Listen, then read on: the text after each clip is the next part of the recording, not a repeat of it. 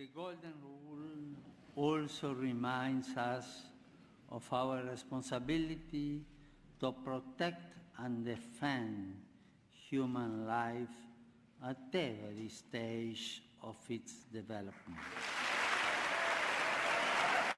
All right, ladies and gentlemen, now as promised, Congressman Marsha Blackburn, Vice Chair of the House Energy Committee, and of course, Congressman from the great state of Tennessee, joins us. Hello. Hello. Boy, you are a part of history today. That's got to be very exciting. You know, it really is. And the Pope was just so quiet, and his voice was so soft, and we just were so touched that he chose to speak in English, even though it was hard to understand, and it was the way he was doing his part to honor us and to honor the United States, and it was our responsibility and honor to be there and to honor him. There was, if you listened to the speech, as you did, there was a lot of reaction from those in attendance. And was there any reaction along partisan lines? Because, you know, what you just heard him say was about sanctity of life from the beginning. Did Democrats, as far as you could tell, stand for that or applaud for that as well? Just as I could ask you, what about on climate change and what he said there? Did Republicans applaud for that as well? Was it partisan at all? I think you saw probably a little bit of partisanship and heard a few remarks there, but I've got to tell you, not much. I think people realize the historic nature, just as they did when Netanyahu came to speak, and that they appreciated his comments and the way he spoke against some of the fundamentalism in the Middle East and the manner in which he did that. Well, get to that. We played that right before you came on, and you know, he said that no religion is alone in its extremists and whatever, and it kind of reminded some people of what, you know, Obama said when he invoked the Crusades during the prayer breakfast. Of course, you could argue that, you know, are Jews killing Christians and Muslims, or are Christians killing Jews and Muslims? No, it's Muslims killing Christians and Jews. So, you know, that he kind of cleansed it a little bit. Well, and I think that if you were to ask members their takeaway on the day, they were pleased that he was here.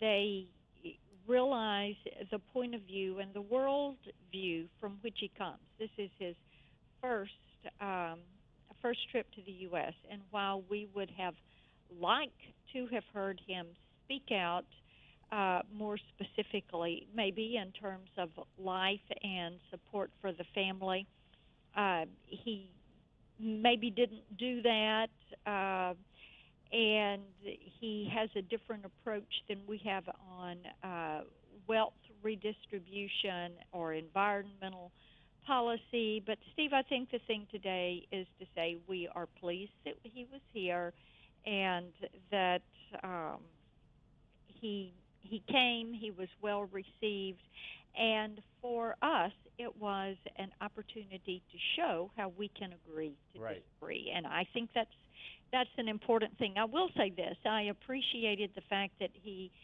early in his speech made a reference to Moses.